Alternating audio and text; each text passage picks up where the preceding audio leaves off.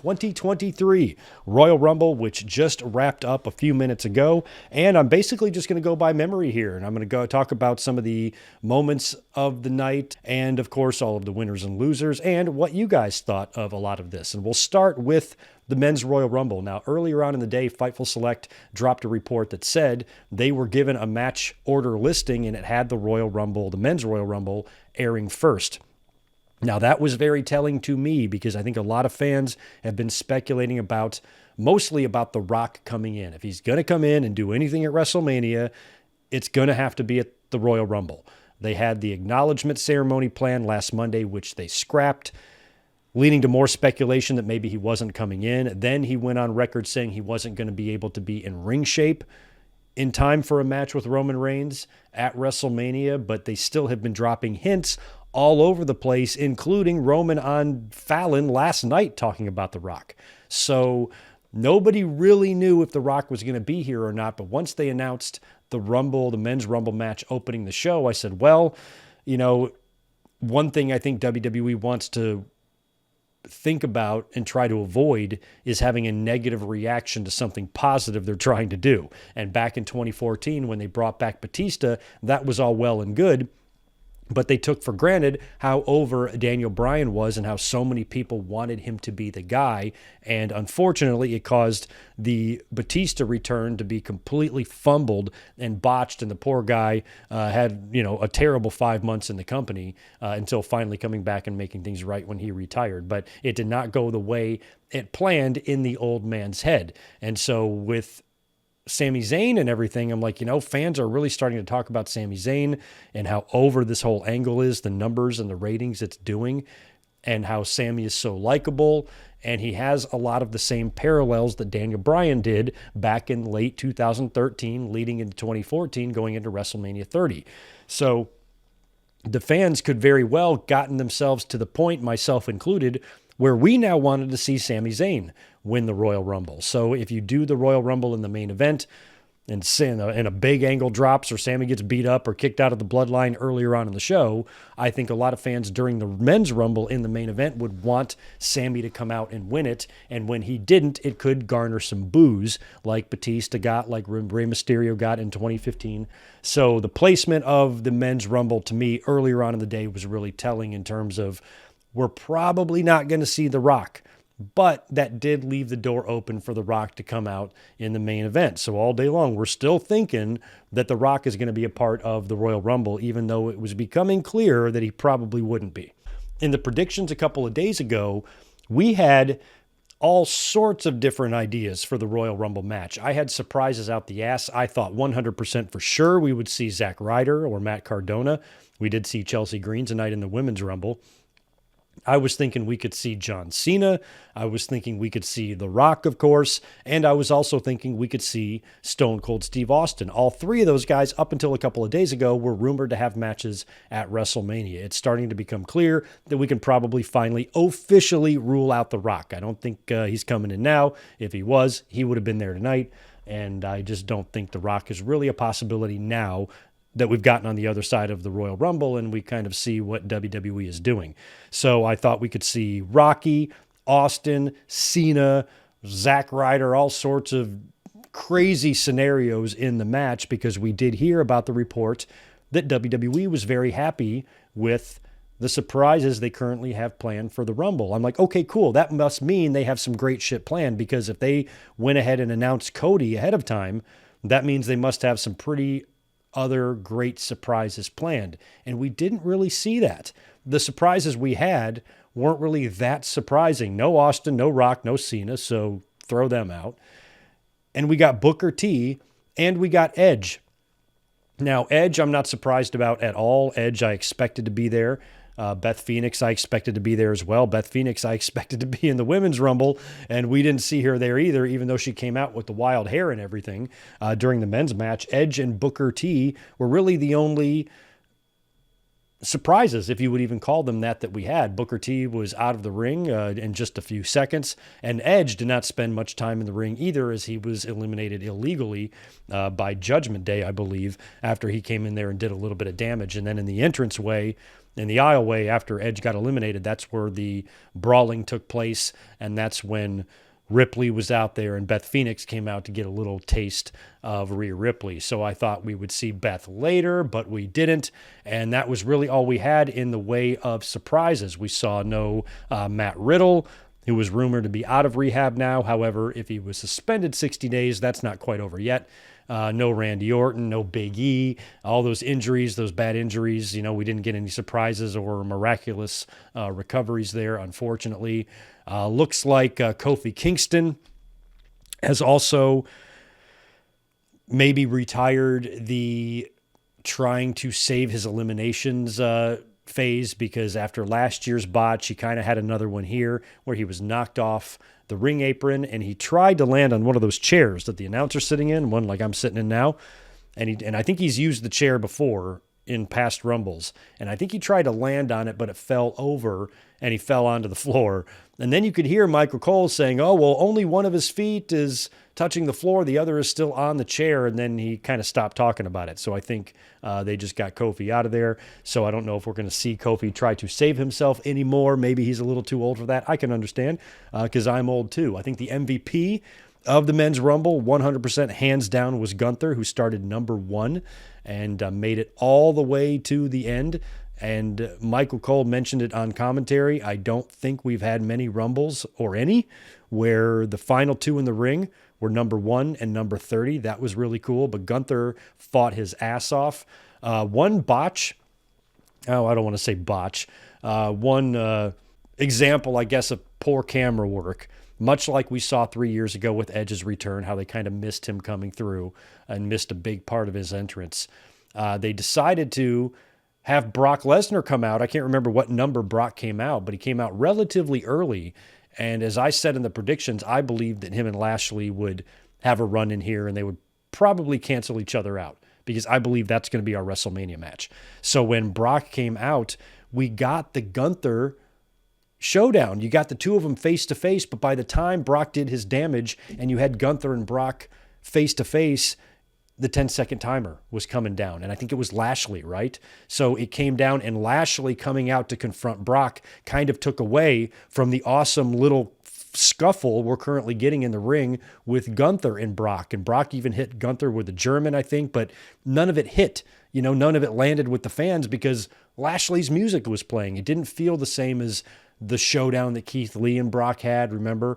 And I really hated that for Gunther. I wish that the moment with him and Brock, because that could be a future match one day, I wish that moment would have been a little bit bigger between them, because that was awesome. That was really cool. And unfortunately, we didn't really get enough of those two guys one-on-one or battling against each other to really satisfy me. And then, of course, Lashley starts coming down to the ring, and you could see the anger in his face. And I said, when we were watching, I said, he better eliminate Brock Lesnar, because every time Brock Lesnar has had any sort of interaction on TV with Lashley, he has either kicked his ass or cost him championships. It is long overdue for Lashley to get one back on Brock. So Lashley did eliminate Brock Lesnar. I thought Brock would come back in and eliminate Lashley and they would brawl to the back. But instead, after Brock's elimination, he just got mad and tore everything up on the outside. And I think he beat up Baron Corbin, who would get immediately eliminated after that. As we have Bray Wyatt on the podium right now, by the way, on this press conference. So I thought it would be more Brock and Lashley continuing to brawl, but instead Brock just tore up the announce desk and fucked up Baron Corbin and just kind of made a ruckus on the outside of the ring before finally going away. But I wish we could have gotten more out of him and Gunther. Seth Rollins was another story here. He came in. Seth Rollins had a great interview earlier today with Nick Hausman, who I saw on screen here a minute ago asking Rhea Ripley a question. And he was asked about Phil Brooks, CM Punk. And he says, Philly Phil. He's like, you're a cancer. Stay the hell away from me. Get out of here. You're a jerk off. Nobody likes you. Get away, get away.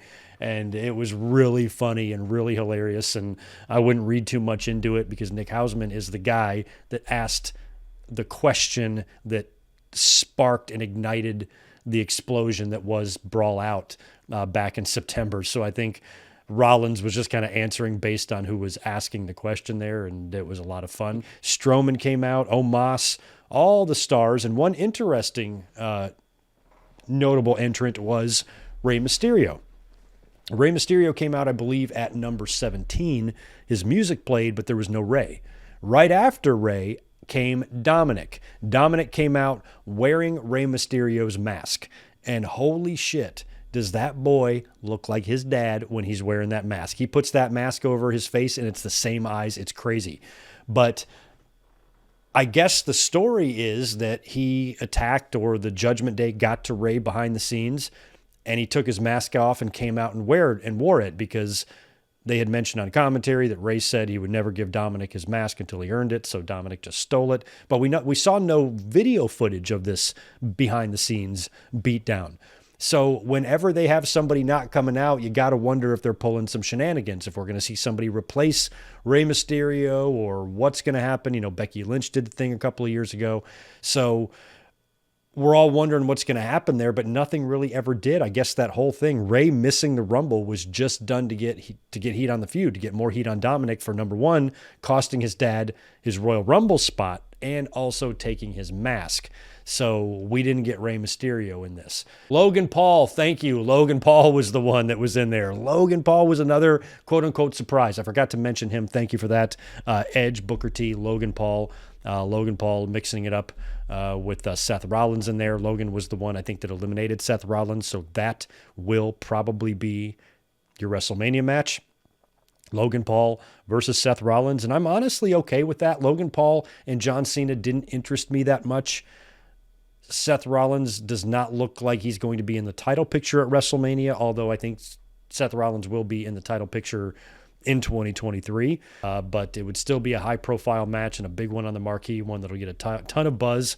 They could run angles on talk shows and Kimmel and Tonight Show and all that shit. Might be fun. Feels like, based on how they set this up tonight, that it will be Cody.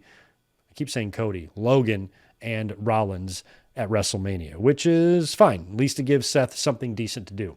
And Cody, of course. Cody coming out at number 30, who did get a great reaction from the crowd. He looked great. And having him come out at number 30, I think was an interesting choice. I had Cody coming out at number 1 and going the distance, but as we would see later, they would save that for Rhea. Having Cody come out at number 30 does make me wonder now why they announced him ahead of time. I guess the only reason they announced him ahead of time is because they wanted to do the long, dramatic video packages hyping his return. And a lot of fans did complain, say, okay, they should have saved him for a surprise. And I criticized those fans. I said, you guys are dumb. From the day Cody was injured, as a matter of fact, the night that we did our Hell in the Cell review, we talked about the Royal Rumble. We talked about timetable and all of that. We already knew he was injured. We already knew he had the torn pec going into the match, and we already had heard about the timetable for one's torn pec return. So going into Hell in the Cell, before we even got to the fucking match, Royal Rumble was on everyone's radar. So when they announced him, I was like, hey, don't worry about it, dude. So what? Apparently they've got a lot of other surprises. Not a big deal. We've all known Cody's going to come back at the Royal Rumble. Even if he came back as a surprise, would it really be a surprise? However, based on the fact that they had him coming back at number 30, he kind of should have been a surprise, right? Like, I think that would have had more impact had he come out at number 30. Maybe, you know, some fans would have been expecting Sami, but I think not announcing Cody now, because before I was, again, when the fans were complaining about that, I was like, shut up, you're being stupid. No, they weren't. They were actually right, because I think now it would have been better for them to save this, even if here's Cody now coming out to the podium, by the way, looking good in his suit, tattoo showing. So if they would have had Cody come out as a surprise, even though a lot of us knew it, it would have still been a feel-good surprise for him to come out and then like, oh shit, he's going to win it. I think I would have done it differently. And you could still do the return vignettes. You can still do all that dramatic training footage and Cody being all dramatic and everything being dramatic. You can still do all those vignettes the next night, tomorrow, or Monday, on Monday Night Raw, and do those leading up to Mania or something. I don't know. But anyway, him coming out at number 30 kind of signified to me that he's definitely going to win. You're not going to bring back Cody after all that time off and he's going to come back in number 30 and lose. So some of us were thinking that maybe somebody could come out for Rey. We might get a 31st entrant. If nobody else comes out, maybe out comes whoever and eliminates Cody. But it didn't happen. In the end, it came down to Cody and Gunther, the two guys that started this match. Gunther, 70 plus minutes. I have no idea what the exact time in the Rumble for that guy was, but it was over 70 minutes. That's incredible. Fucking 70 minutes. Gunther is a stud. Absolute stud. Loved his performance in the Rumble. Loved his performance in the Rumble so much that I was okay if he didn't win it. Because even if he gets eliminated by this point, he's already more than proven himself. And he survived, his battles with Brock, with Drew, with Sheamus, all in the Royal Rumble and got to the end. It was great stuff. And I like the idea. I like the idea of Sheamus facing Gunther at WrestleMania and Sheamus getting the Intercontinental title. I think that's a great match to do where you can give Gunther a loss while still keeping Gunther very strong. It's a high-profile Intercontinental title loss at WrestleMania. Savage lost the title at WrestleMania 3 1 year later. He was winning the world title. So it would be totally fine for Gunther to lose. He'd be putting over somebody like Sheamus, where there's no shame in losing. There's no shameful thing in losing to Sheamus at all. And it would give Sheamus that moment. Fans would love it. Fans love Sheamus. I've been loving Sheamus. He would win the Intercontinental title at WrestleMania, a moment that he deserves in a hard-fought banger of a match against Gunther. That's what I would do with Gunther. So it might be Gunther, Sheamus, Rollins, Logan, and now, of course, we know Cody, who does go on to win this. It took a while. It felt like Cody and Gunther were wrestling for a while, and I thought they were going to go for the finish on the far end of the ring, and Gunther kind of took a funny spill over the top rope, and he kind of hung on the apron, and then he got back in the ring, and they battled for like another minute before doing the spot on the other side of the ring, where you could tell Cody coming for the clothesline. Gunther didn't really take the bump as crisp as I would have liked him to, but the dude also wrestled for 70 minutes, so I should not be being an asshole. And in the end, Cody got the win, climbed to the ropes, pointed to the sign, the pyro, the whole deal. And what the hell, WWE? Is anybody from that company listening to me? What is the deal with the fake fireworks, with the CGI fireworks outside the building? I get that that's way cheaper than having real pyro, but why even show that at all? Is that necessary? Is it necessary to show an outside shot of the Alamo Dome with fake CGI fireworks going off over the building like you would do at a WrestleMania or at a Crown Jewel? Maybe fireworks are banned in Texas and you can't do it, and that's the way they had to do it. But how about just not show that? Or if you do show an outside shot of the Alamo Dome, just show it. Why does everything have to be so goddamn sparkly in this company? I don't get it. But it just looks so bad, so cheesy, so cringe, as the kids would say. Absolutely awful. So dumb. So dumb. But anyway, Cody is your Men's Royal Rumble 2023 winner. He now goes on to WrestleMania. And if they do try to work something out to where all of a sudden, as Nathan here is saying in that $2 super chat, thank you for that, dude. What if Cody says he only wants one title? Maybe he does. It doesn't seem like something the Cody character would do, although there is one part of that could be logical, because the WWE title is the title that he wants to win specifically for his dad, because his dad never won it, and Cody does own the old WWF title, the physical belt that superstar Billy Graham held. Cody owns that in his possession. He wants that WWF title. So he could, we did even say something about this. I even mentioned Cody beating Roman at Mania for both titles. We mentioned this in the predictions. I said, maybe, it seems weird, but maybe Cody would come out and say, it's been my dream to hold the WWE title, and now that I've won it, this Universal title, I appreciate it, but, I feel like I don't want this. And he tries to give the Universal title back or something like that. But Cody just saying he wants one title. If they are ever going to ununify these titles in any way and they are going to separate them off, I've been calling for them to do that. Either give us one title, unveil a new championship belt that represents both, or split the titles up, one or the other, shit or get off the pot. So however they separate them, if they are going to separate them, they're going to have to do it somehow. So you're going to need some reason to do it, whether it's Cody saying, I just want one belt, or Heyman pulling some fast ones or shenanigans in a contract. WWE might have booked themselves into a corner by unifying these titles last year, because I think that's posed some problems. By the way, thank you to Duelist Abe, Bo Klavlovic, and anybody else in the chat that mentioned the amazing spot between Logan Paul and Ricochet. That blew my fucking mind. Holy crap. So if you guys didn't see it, they're in the Rumble. Ricochet's in there. Logan Paul's are in there.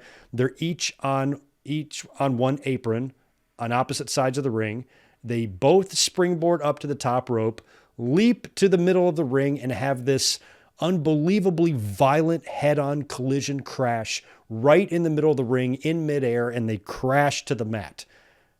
Corey Graves jumped out of his seat. He might have already been standing up, but he was going nuts. The fans shit themselves. I almost fell backwards in my chair. You could hear the slap of meat collide in the middle of the ring, and it was so crazy. Great spot. Ricochet and Logan may have just earned themselves a spot permanently in WWE's signature intro. Holy shit, man.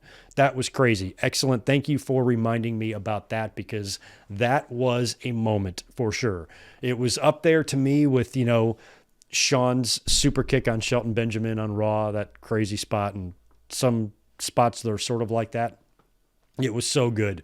So good. If you didn't see it, please check it out. But Cody is your Men's Royal Rumble winner, and we will see, what they do with him and Roman Reigns leading into WrestleMania. I guess that means we're going to get quite a few Cody Rhodes appearances on SmackDown. That's kind of cool, actually. What was next? We had the Mountain Dew Pitch Black match. Oh, man, it's time for this. I was not looking forward to this. I knew this was going to suck. I absolutely knew it was going to suck, because it can't be a pitch black match, because how are the fans going to see it? We knew it was going to be bullshit. We knew it wasn't going to be cinematic, but we had a feeling that it was probably just going to be some interesting or differently lit type of atmosphere, and that's exactly what they did. They had Mountain Dew logos splashed everywhere. They dimmed the lights. The ring ropes were bright green, like fluorescent green. LA Knight wore glow-in-the-dark stuff, and Wyatt was wearing some face paint, some makeup that was visible in the black light. So they were basically under a black light with a lot of fluorescent purple and a lot of fluorescent green. And they had this like green glow-in-the-dark confetti that was spread all over the announce table. They got thrown everywhere. And it was just bad. It just came off bad. I knew it was going to be weird. And they were just battling in the ring with a Mountain Dew logo everywhere with this weird lighting. And at the end, for the finish, we just saw Bray Wyatt hitting the Sister Abigail on LA Knight and pinning him for the win. That was it. So I thought we would get an Uncle Howdy influence in the match or whatever, but we didn't. We got it after the match. So after the match, Bray Wyatt continues the assault on LA Knight. He fights back a little bit. They wind all the way back down the aisleway and wind up near the set or somewhere near the entranceway. I don't even know where they were. They wound up on a balcony, though, where Wyatt knocks LA Knight onto a platform, and then above him on like a scaffold, a good 20 feet up in the air, you see Uncle Howdy, who then dives in an elbow drop in full Uncle Howdy garb on top of LA Knight on the crash pad there. He completely missed him. It didn't look that great, but they had pyro shoot out of it. It was a little bit reminiscent of Foley's 1999 bump at the Rumble, where he landed on the electrical boxes and they shot out sparks or whatever. Kind of similar to that. But when he landed, they did a big pyro effect, and Bray Wyatt seemed to be on the same page with Uncle Howdy there. They seemed to be annihilating LA Knight together. We also saw the Funhouse characters come to life, also in the entranceway during Wyatt's entrance, and also they were up on the scaffolding platform or whatever, wherever they were in the arena. They were up there looking down, and that whole thing was all weird and creepy. And then we get to the Women's Championship, Women's Raw championship match between Bianca Belair and Alexa Bliss. And this was pretty good because Alexa Bliss turned out to be pretty aggressive in this. She was dominant over Bianca Belair for a good portion of this match, which was kind of surprising to me. And she has been much more aggressive now that she has been affected a little bit by whatever the hell's going on with Uncle Howdy and Bray Wyatt. This was just a regular match too. In the end, Bianca just caught her with the KOD. I said in the predictions the other day that I kind of thought some Uncle Howdy masks would show up at ringside, or we'd have a flickering of the lights, or something would appear on the video wall or the Tron or whatever that would distract Alexa Bliss enough for Bianca to pick her up, KOD her, and pin her for the win. But instead, we just got a basic clean old match. Bianca beat her, rightfully so. Bianca, this close to WrestleMania, holding the title for 1 year, should not be dropping it now. I would put her in WrestleMania and have her drop it there to Rhea Ripley. That's been my stance for many, many months now. So I'm glad that she did not lose the belt here. And then after the match, we got the Uncle Howdy presence. The lights flickered. There was a video playing on the wall that showed a lot of flashes of Alexa Bliss's former character. So not sure where that's going to lead, but as we know, last time Alexa Bliss was seen with The Fiend was that terrible WrestleMania match with Randy Orton where she turned on him, right? So is this Bray Wyatt and Uncle Howdy kind of coming after her for revenge, or are they trying to lure her in? I don't know. So up until that point, I felt like the Rumble was slightly underwhelming. We didn't get the surprises, as many surprises, I guess, as I was thinking we would get in the men's Rumble. The pitch black match was pretty fucking dumb all the way up until the end, where I thought the elbow drop was cool. If it is Bo Dallas under that Uncle Howdy costume, he was the one executing that. The Alexa Bliss Bianca match was just okay. So up until this point, I'm like, well, so far, I'm not that enamored with this Rumble, and we only have 2 matches left coming up. And the next one was the Women's Royal Rumble, and they really outdid themselves here. This was a great Royal Rumble for the women, one of the better ones for the women I can remember. Rhea Ripley and Liv Morgan opening things up, which was really cool that they opened up with Ripley. Now, Ripley was my pick to win, so I did get a little nervous that I'm like, oh man, are they going to have her go the distance? They just had Gunther go all the way to the end from number 1. Are they going to do this again? But if they were, then hell, what a great way to establish Rhea as a badass, have her outlast this whole field. So I got a little bit excited about that. We had Liv Morgan coming in at number 2, so they started things out. We had Dana Brooke, Emma, Shayna Baszler coming out at 3, 4, and 5. And then we had Bayley coming out. So Bayley was the first of the Damage Control members to get in there. B-Fab came out next at number 7, dressed crazy. She was eliminated pretty quick after getting in there. Due mostly, I think, to her wardrobe because it looked really, really weird. We had Roxanne Perez came out, NXT champion. She was in there for a little while in the ring. She was eliminated by all of Damage Control, if I remember correctly. Then we get Damage Control after Roxanne Perez, Dakota Kai, and Io Sky come out back-to-back. And then we get a returning Natalya. She also showed back up. She got her nose broken by Shayna Baszler all those months ago, and or by somebody, Baszler, right? And has not been seen since, and I kind of forgot about that. So she made her return here. That was nice. We had Zoe Stark from NXT and Indy Hartwell, right, from NXT. Both made appearances in this match. One of my favorite appearances for the women, Piper Niven. Piper Niven, Dewdrop is dead. Piper Niven lives on. It made me so happy to see her come out as Piper Niven, as she should have always been, without that stupid dewdrop shit. And after she gets in the ring and starts kicking ass a little bit, the next person to come out to the ring was Tamina. Tamina gets in the ring, and we have an immediate stare down between Piper and Snuka. Mwah. Well done, Triple H. Well done. Coming out at number 20 was Chelsea Green. Finally, I was so excited. If you could have seen me react to this in real time, you would have laughed your nuts off. Chelsea Green comes out. Zack Ryder earlier today, Matt Cardona posted on Twitter, BRB. I've been calling for his return for quite some time. I predicted him to be in the men's rumble. He was not, but I also predicted Chelsea Green to be in the women's rumble. So to see her come out, I'm so excited. I'm putting her over. I'm like, look how good she looks. She looks like $1,000,000. She is money. I love Chelsea Green. I feel much more comfortable with Chelsea Green's future with Triple H in control of creative. And I'm just talking her up through her whole entire entrance. Making that long walk down the aisle. She gets in the ring, and 4, count 'em, seconds later, she's tossed over the top rope by Rhea Ripley. Nostagregus. I am not, that's for sure. Holy shit. But that was pretty funny. Zelina Vega, I got some things to say about her. Now, we love Zelina Vega, but my God, she looked like a child in there. She came out wearing this ridiculous shit. They were plugging whatever Street Fighter character this is. Michael Cole knew all about it, told us all about the character and where you can find the game and when it comes out and all this stuff and the whole background behind it. And they played the graphics on the screen, big 3D render of it, over the arena, the works. I mean, they really, really plugged this thing hard. So Zelina's entire spot in the Rumble was dedicated to putting over this video game. And on top of that, she is already so small and tiny as it is. And at the time of her getting in there, we had Piper and Tamina. We had Asuka, which I'll talk about in a minute. We're about to have Raquel Rodriguez come in, Mia Yim, Lacey Evans. There are some big, strong, powerful women in there. And when they all started gathering at the same time, Zelina looked like a little child dressed up for Halloween. She looked like she was 8 years old in the ring with all these giants. She looked so out of place and so ridiculous with whatever that was that she was wearing.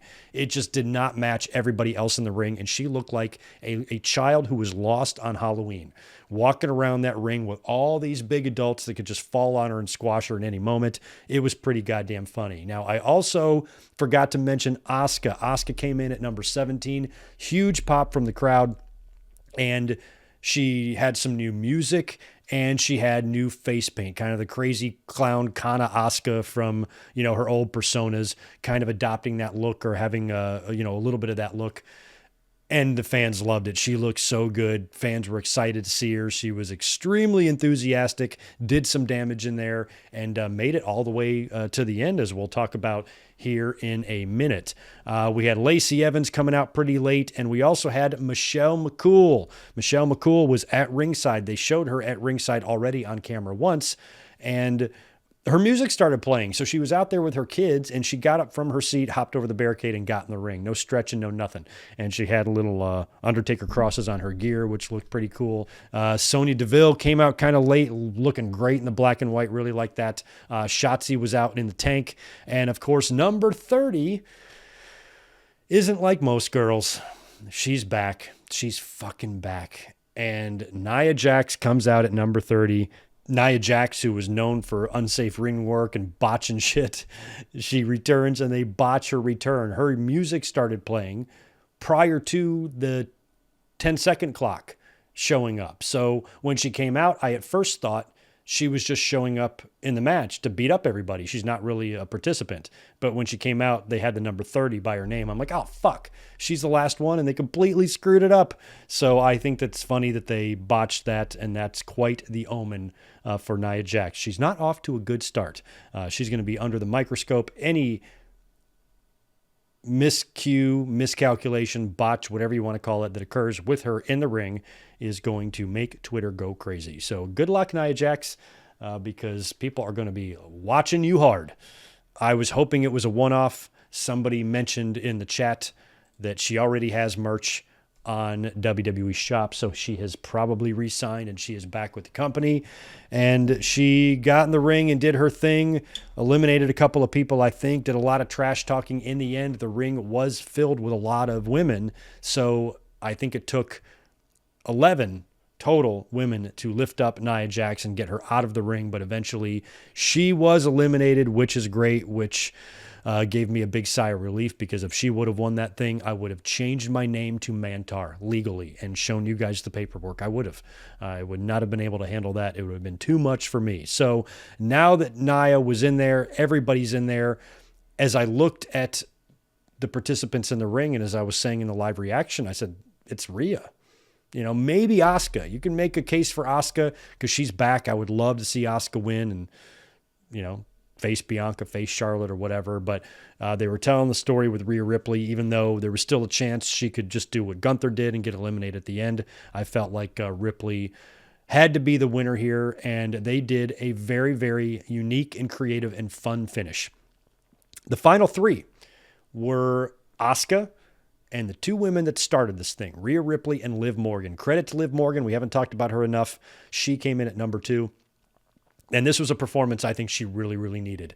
And she made it all the way to the end. It was Rhea Ripley and Liv Morgan. As a matter of fact, they were the last two, Brett and Davey style Sean and Davey from 1995, starting 1 and 2 and finishing at the end. But the final three at one point were had all gotten thrown over the top rope, but had caught themselves on the apron. So you had all three women, all three finalists standing on the apron next to each other. Asuka goes to spit the mist into Ripley's face. Ripley ducks. It catches Liv right in the face. Ripley is then able to leg sweep Asuka and eliminate her. And now Liv is blind and she can't see. And I know that she, I think, gets on the other side of the ropes, and then Ripley catches her in a head scissor and just flips her right over the top rope, and Liv lands hard on the floor. Excellent finish, pulled off really well, executed well, and Ripley goes on to win the Royal Rumble, coming in at number 1, outlasting everybody. I didn't get an exact time on her. I know Gunther went over 70 in the men's. I don't think Rhea went 70 here, but she made it a long time, and that's pretty damn incredible. So Ripley is your winner, and that's who I predicted to win. And had I not had that last-minute change of heart and picked Sami Zayn to win the Rumble in my predictions, I would have gone perfect on my Rumble predictions because every match I had right. Ripley, to me, just seemed like the logical choice because they've been building her. All of Judgment Day, I think, has been, largely designed to help get her over and make her, and she's had that dominant year. And you've also had Bianca Belair, who's also had that dominant year, and that's kind of what you want. And they're both kind of the newer generation stars. They're the class after Charlotte. So they're the two biggest, best, most capable women on your roster right now. That's who you should want to pit against each other at WrestleMania. And it's also very cool that it's two of your current crop of women, that came after the 4 horsewomen. So Rhea Ripley and Bianca should have one kick-ass match at WrestleMania, and I think Bianca Belair should put Rhea Ripley over. I would love to see those two women work against each other. But there's also a part of me that thinks Rhea Ripley could very well go on TV and go over to SmackDown because she owes Charlotte one, man. I've been saying for a long time, all year when Rhea's been in Judgment Day, I said the next time Rhea Ripley and Charlotte have a run-in, it's going to be very different for the Queen because this Ripley is not to be trifled with. And I don't even think the Queen and all of her great, WWE booking can save her from this badass Rhea Ripley. And I would love to see Rhea Ripley go get that win back. And think of one other positive to Ripley going to SmackDown to challenge Charlotte is that Daddy Mysterio is there, and she could bring Dominic with her over there to torment poor Ray on the SmackDown brand. And poor Daddy can't get away from his nuisance menace of a son. So there is a story there with Rhea going to chase after Charlotte. I don't know who Charlotte works with at Mania, but I kind of hope they just kind of keep that title issue and that program on Raw, and Bianca and Rhea Ripley would be a lot of fun. We will see. But next month at the Elimination Chamber, one would assume that they might have a women's match in there to determine who faces Charlotte, or maybe Bianca, or maybe Charlotte defends the belt in the Elimination Chamber itself. We don't know that yet, and we don't know what's going to happen with Roman Reigns either. But in our main event, we did see Roman Reigns defend the undisputed Universal Championship against Kevin Owens, and this match, of course, has been pretty interesting with the Sami Zayn and Bloodline stuff, the relationship between Sami Zayn and Kevin Owens and all of their history. Sami was instructed to stay close to Roman back on the kickoff show, so I guess that explains why Sami wasn't in the Men's Royal Rumble. He comes out with Roman and Paul Heyman. It's just the three of them coming out there for the championship match. And once the bell rings, we get our Roman Reigns and Kevin Owens brawl. We've seen these guys work together a lot before. They work well. Owens can hang with anybody, no matter how badass they are. And he was able to have a couple of really close calls here with Roman Reigns, had him down a couple of times. But the story was going to be with what ultimately Sami decided to do, or what sort of internal struggle he's going to be faced with when it comes to watching Roman face his best friend. So we did finally get to that after Kevin Owens had Roman almost beat a couple of times. We then get the big ref bump, which of course you knew you were going to get that. And that's when Roman Reigns asks Sami to get a chair. So Sami starts scrambling to look for a chair, but he gives like the tiniest hesitation. He has the chair. He kind of stops. Roman's like, come on, man, what are you waiting for? And he kind of hesitates, and then he throws it in the ring, and I think Roman winds up eating a stunner. So Sami is already kind of a little bit unsure of things and starting to have his own questions in his mind. In the end, try as he might, it wasn't enough for Kevin Owens to overcome the champion. Roman Reigns was able to hit him with a final spear after a lot of ref bumps and outside shit with Sami. He was able to take down Kevin Owens and pin him and retain his title. And that was it. A lot of us thought we could see The Rock come out here in the main event at the end, since this was the main event. I put up a Twitter poll where 60% of you thought that we would see The Rock after the main event tonight. But we also talked about the main event could potentially see whatever they're going to do with Sami Zayn and the Bloodline and when that breakup happens. And I have been speculating about the option or the possibility of Sami Zayn being the one to beat the Bloodline front to the punch.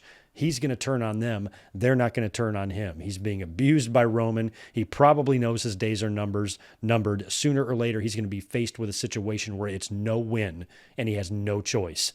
And he's got to turn on him. And that's what they did. After the match, Roman Reigns says, "We ain't done." They grab Kevin Owens. The Usos and Solo Sikoa come out.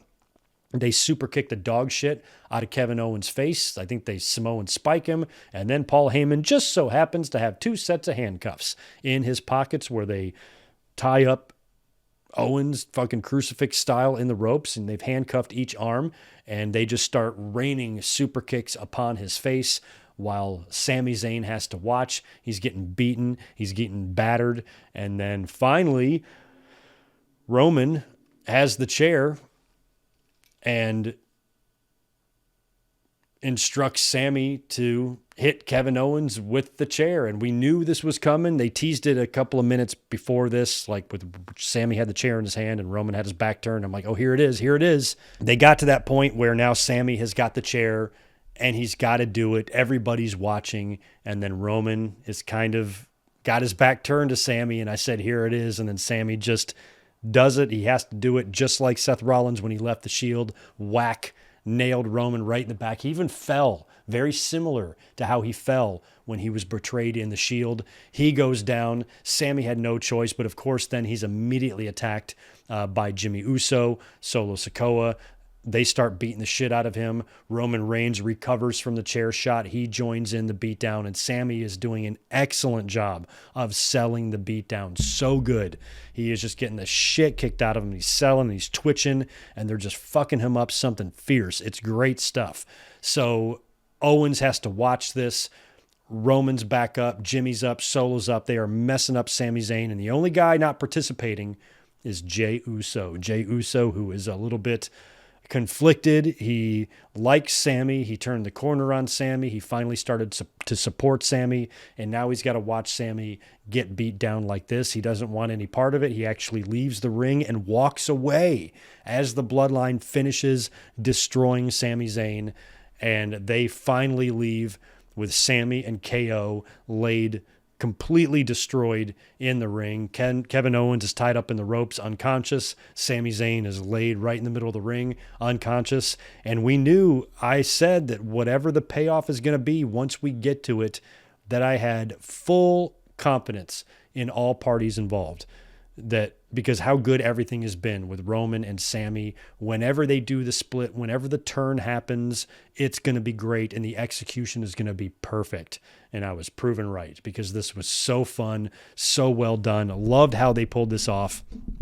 And Sami Zayn is now officially out of the bloodline, but it's not that cut and dry because you got a lot of issues with Jay. Roman is a very angry tribal chief who is starting to lose control of his bloodline a little bit. And now Sami is officially gone. Sami chose Kevin Owens over Roman, even though it took him a long time to get there. He finally was faced with a decision where he did the right thing, because I didn't want Sami to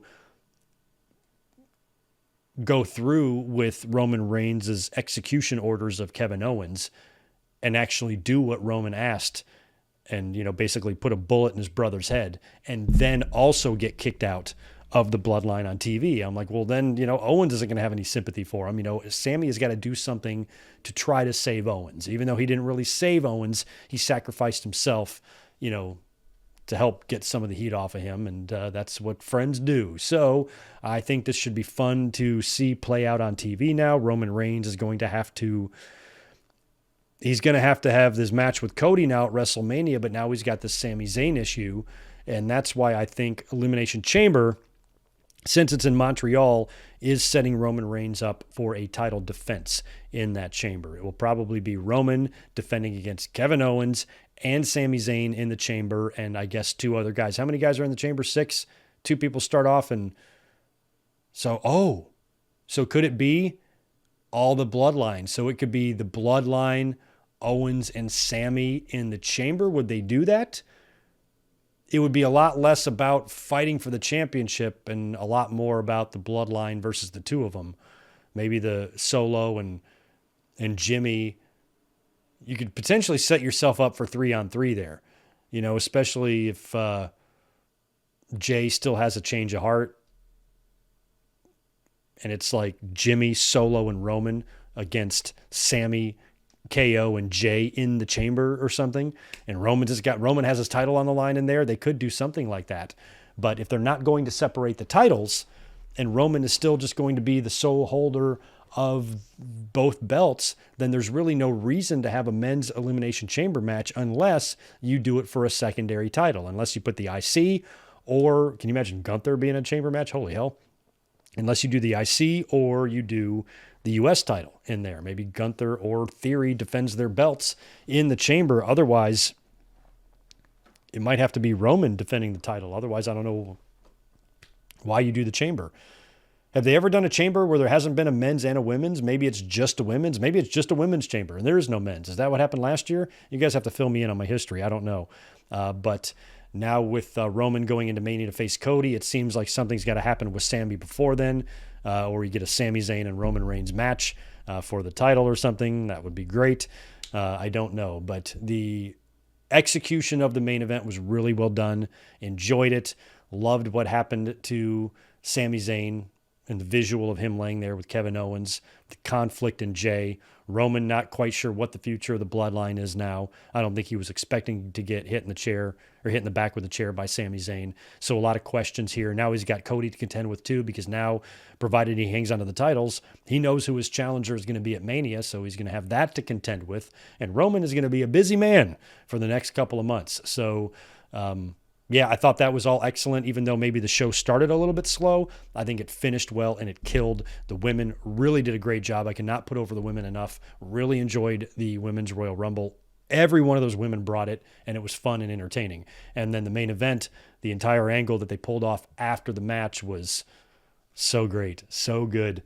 Very good stuff. So I thought the Rumble was a success. I'll go ahead and pretty much agree with anybody who would put it, give it, I don't know, 8 out of 10, 7.5 out of 10. I can live with that.